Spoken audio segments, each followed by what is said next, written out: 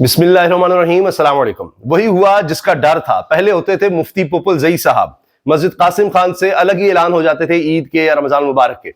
अब ये काम वली साहब ने शुरू कर दिया है। एमल वली साहब जो अवामी नेशनल पार्टी के सरबराह हैं, उन्होंने अब वो सीट संभाल दी है और इन्होंने आज के दिन ऐलान कर दिया जी कि आज हम ईद उल फितर मना रहे हैं। आप अंदाजा लगाइए, अवामी नेशनल पार्टी के सरबराह की तरफ से कल ही ये ऐलान रात गए हो गया और उन्होंने ऐलान कर दिया थी कल तो हम ईद मना रहे नहीं। आज के दिन अब अवामी नेशनल पार्टी के जितने कारकुन हैं उनको उन्होंने कहा कि जी हम तो आज ईद मना रहे हैं।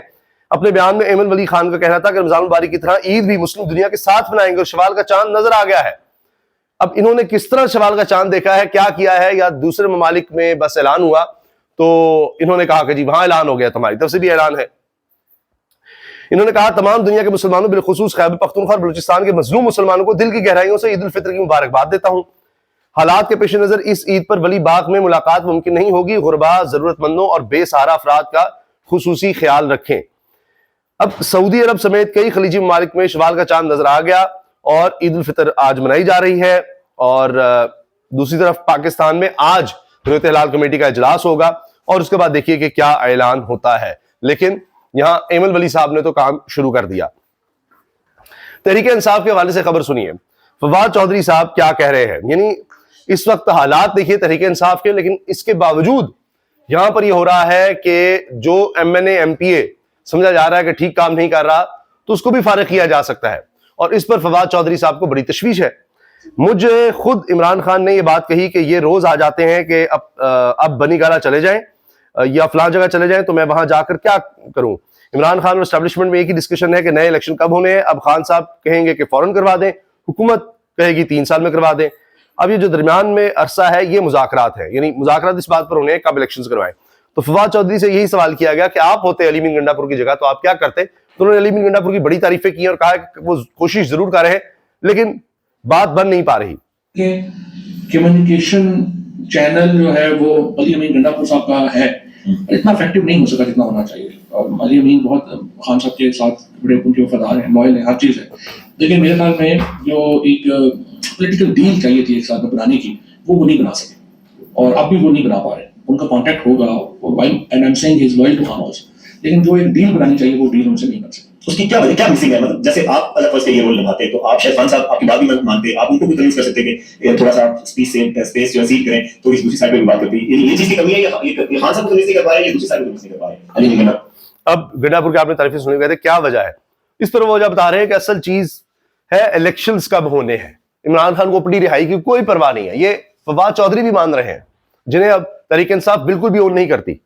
अभी तक तो मुझे लग रहा है कि दोनों साइडों से कोई डील जो है, बस मुझे खुद खान साहब ने ये बात कही, ये रोज आ जाते हैं कि आप अपनी गाला चले जाएं, आप अपनी जगह चले जाएं, मैंने वहां जाके क्या करना। ये छोटी चीज है। देखिए इमरान खान में और हुकूमत और एस्टेब्लिशमेंट में एक ही डिस्कशन है और वो ये नए इलेक्शन कब होने हैं, फ्री एंड फेयर होने हैं, कब होने।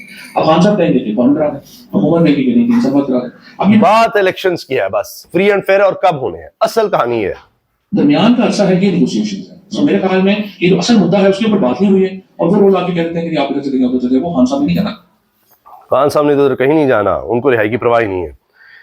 सलमान राजा और शिबली फराज ने अडयाला जेल में इमरान खान को मौजूदा 23 एमएनएज और सेनेटर्स की लिस्ट दी कि इनको पार्टी से निकाल दें, जिसकी वजह से पीटीआई में फॉरवर्ड ब्लॉक बनने की बातें हो रही हैं। फवाद चौधरी ये कह रहे हैं कि इसलिए हो रही हैं कि भाई उनको डर है कि ये तो हमें निकाल देंगे, ये तो बड़ी बेइज्जती की बात है इस तरह से। या हत्ता कि एमपीएस भी जो है अगर वो नहीं निकलते या लोगों को मोटिवेट नहीं करते, कारकुनों को साथ नहीं लाते तो उनकी भी बात हो रही थी इनको फारिग कर दे। इस पर फवाद चौधरी शदीद गुस्से में है और वो कहते हैं जी ये कोई तरीका है, पहले ही तहरीक इंसाफ ज़ेर ताब है और उसमें आप अपने इलेक्टेड मेंबर्स को इस तरह से करेंगे तो ये तो बड़ा मसला बनेगा, यहाँ खींचातानी बड़ी चल रही है। तो उन्होंने अपनी तोपों का रुख सलमान राजा और शिबली फराज की तरफ रखा हुआ है। अच्छा जी, शाहिद मित्तला साहब सीनियर सहाफी हैं, इन्होंने कहा है कि ईद के बाद तहरीक इंसाफ लॉन्ग मार्च की तैयारी करी है और बड़ा लॉन्ग मार्च, बहुत बड़ा लॉन्ग मार्च है। और इस दफा फर्क यह है कि इन्होंने कोई कंटेनर्स हटाने के लिए मशीनें साथ नहीं लानी। जिस तरह कहते पहले देखते क्रेन्स थी, डंडे होते थे या गुलेलें कई बात आ जाती थी लोगों के हाथ में, या पत्थर इकट्ठे कर लेते थे तो कि जी जब इन पर तशद्दुद होगा तो उसका मुकाबला करेंगे। या कुछ एमएनएस के साथ या वज़रा के साथ गार्ड्स होते थे, अली मीन गंडापुर के साथ गार्ड्स होते थे, उनके पास असलहा होता था। इस दफा किसी तरह का कोई असलहा, कोई डंडा, किसी तरह का कोई पत्थर शत्तर कुछ भी नहीं होगा, हत्ता कि क्रेन्स भी नहीं होंगी और मोटरवे पर, दीगर शाहराहों से पंजाब से भी लोग निकलेंगे और खैबर पख्तूनख्वा से भी निकलेंगे। हर तरफ से लोग आएंगे। जाहिर है, अब मेरा ख्याल है कि इन्होंने बलूचिस्तान का शायद जिक्र ना किया हो, लेकिन बलूचिस्तान से, सिंध से, पूरे पाकिस्तान से लोग आएंगे। और शायद मितला के बकौल कि इनकी जो बात हुई है, जो इनकी इतलात है कि जहां कंटेनर्स लगे होंगे, जहां रास्ता बंद किया गया होगा, वहां वो लोग बैठ जाएंगे और फिर वहीं पर खैमा बस्तियां लग जाएंगी, वहीं पर धरना हो जाएगा, वहीं पर रहना शुरू कर देंगे। ये प्लान है और बहुत बड़ा लॉन्ग मार्च होने जा रहा है। बड़ी तादाद में लोग निकलेंगे और उन्हीं जगहों पर बैठ जाएंगे, क्रेनिश नहीं आएंगे। ये पूरे प्लान के साथ इस तरह से आ रहे हैं ताकि दिखाया जा सके कि जी हम देखिए निहत्ते, बिल्कुल हमारी इंटेंशन कोई नहीं कि जी हम आएंगे और हम कंटेनर्स भी उठाएंगे, यहां तक भी नहीं करना हमने, तो वहीं पर बैठ जाएंगे। अब ये एक बहुत बड़ा चैलेंज होगा, ये एक मुनफरिद चैलेंज होगा अगर इस तरह से भी होता है तो। ऑप्शंस और भी बहुत से हैं तरीके इंसाफ के पास, वो भी ज़ाहिर नहीं बता रहे, लेकिन ये साफी जो है वो अंदर की खबर ले आए हैं कि ये मेन ऑप्शन है जिस पर सोचा जा रहा है, इस तरह से निकला जाएगा। बाकी तो वहां बैठ गए हैं, उसके बाद फिर वो आगे आने का बाद में सोच सकते हैं, लेकिन अभी प्लान यही है कि वहीं पर बैठ जाएंगे। अभी आप बलूचिस्तान में देख ही रहे हैं कि अख्तर मेंगल का धरना इसी किस्म का है और वो कोई कंटेनर उस तरह नहीं हटा रहे, जहां पर रुकावटें वहां बैठ जाते हैं और कहते हैं जी हटाए जाएं। अब वहां पर बैठकर वो कह रहे हैं जब तक रास्ता नहीं दिया जाता तो हम यहीं बैठे हैं, और वो हुकूमत कह रही है जी हमसे बात कर ले, बात कर ले, बात कर ले। तो ये भी एक टैक्टिक है जो बड़ा अहम नजर आ रहा है। ओहो, ये तो जनाब लोगों का हंस हंस कर बुरा हाल है। इमोजीज लगाए जा रहे हैं कि हंस हंस के आंखों से आंसू आ गए हैं। फयाजुल हसन चौहान साहब ने क्या कह दिया है? वैसे ये तो होना था, जिस तरह के बयान फयाजुल हसन चौहान साहब दे रहे हैं या उनसे दिलवाए जा रहे हैं, जो भी है, एक वक्त आना था उन्होंने ये बात ऐसे ही कह देनी थी। और आज आपको एक ब्रेकिंग दे दूं आपके इसकी जी, आपकी ताकि नहीं, जाफर एक्सप्रेस का पूरा प्लान कहां बना पता है आपको? कहां बना?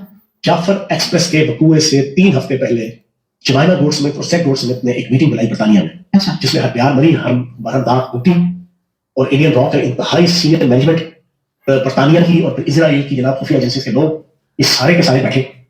इन्हें जनाब जाफर एक्सप्रेस का बरतानिया में बना, जमाइमा गोल्डस्मिथ, दीगर लोग, उसमें रॉ के भी थे, उसमें हैरबियार मरी, दीगर लोग थे, और उन्होंने कहा कि जी इमरान खान को आजाद करवाना है, हमने बड़ा पैसा लगा दिया, नहीं हो सका, आप कुछ करें और फिर जाफर एक्सप्रेस से अगवा करें, लोगों को मगवी बनाएं और फिर शर्त ये रखें कि जी खान आएगा, उसको रिहा करो, वो हमसे आगे नेगोशिएट करेगा, फिर हम लोगों को रिहा करेंगे। आप अंदाजा लगाइए, ये है जनाब फयाजुल चौहान का बयान। जमाइमा गोल्डस्मिथ ने और सेड गोल्डस्मिथ ने ऑफर की कि हमने जितनी स्ट्रगल करनी थी हमने कर ली, हमने अरबों रुपया लगा दिया, करोड़ों डॉलर लगा दिए, इजराइल को 150-60 हमने आर्टिकल लिखवा दिए, हमने हाउस ऑफ कॉमन बरतानिया के अंदर जनाब लॉबिंग, हमने कांग्रेस के जनाब 69 मेंबरान के जरिए से हमने डेमोक्रेट्स रिपब्लिकन किधर सारा सपोर्ट दिया, ठीक है, लेकिन हमारा पानी तरीके से रिहा नहीं होगा। तो जनाब हमने आपको बुलाया है, आप देखिए जज्बात सारा कर लिया, ये नहीं होगा। अब आप मुझे बताएं कि फिर कौन किस बात पर एतबार करेगा? ये हाल हो गया अब। तो ये मेरा ख्याल है जितना जबरदस्त बयान है, और फिर हमारी हुकूमत की बड़ी नाअहली है, और कि जी वो उनको पता ही नहीं लगा, वो अफगानिस्तान और इंडिया की बात करें, उनको पता ही नहीं कि जमाइमा ने सारा कुछ करवाया है। तो बड़ी नाअहली है हमारी हुकूमत की, इनको बयानात देने चाहिए। फयाजुल चौहान साहब को पता लग गया है, इनको लगा दे वज़ीर इत्तलात अता तारड़ को हटाकर, ये जुर्रतमंद है और देखें ये किस तरह से सारे राज बता रहे हैं। इनको तो इंटेलिजेंस इदारों में रखना चाहिए, इनको उनकी तरफ से आना चाहिए, इनके पास इतनी जबरदस्त रिपोर्ट्स आ गई। ऐसा एक्ट करें एंटी पाकिस्तान बलूचिस्तान के अंदर जिसकी सारी की सारी फंडिंग हम करेंगे, टेक्निकल सपोर्ट आपको इंडियन लॉ देगी, और ऐसा एक्ट हो कि जिसमें आपने यकमाली बनाने के बाद मुतालबा रखना है कि बानी तरीके से आपको रिहा किया जाए और उनको लाया जाए, वो हमारे साथ जनाब बार्गेन करें, हमारे साथ डायलॉग करें, तब जाकर जितनी देरी ऑपरेशन। देखिए ना मुझसे नकवी साहब को पता लगा है, उनको वज़ीर दाखिला से हटा देना चाहिए, इनको लगाना चाहिए। मरीम साहब की टीम में फौरी तौर पर इनको लेना चाहिए, अज़मा बुखारी को हटाकर, और मैं समझता हूँ तारड़ को भी हटा दें, सारों को हटा दें, अकेले काफ़ी हैं। यानी इतनी ज़बरदस्त जिनके पास रिपोर्ट आ गई है, बाकी क्या होना है।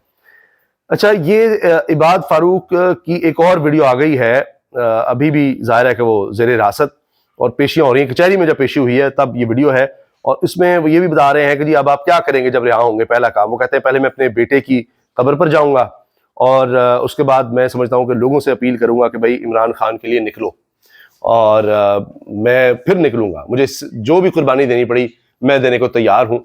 और लोगों को भी ये सोचना चाहिए कि जी ऐसा लीडर फिर नहीं मिलता, तो उसके लिए निकलें, और वो हक और सच के लिए खड़ा है, उसका साथ दें और निकले, मैं ये काम करूंगा। यानी वो अब इतनी जेल भुगत के भी अभी रिहाई का नहीं पता, वो अभी इसी जज्बे के साथ बैठा हुआ है। तो इमरान खान के कारकुनों में अगर जो गिरफ्तार हैं उन सब में ये जज्बा है, तो ये इमरान खान की बहुत बड़ी फतह है। इजाजत दीजिए, अल्लाह हाफिज।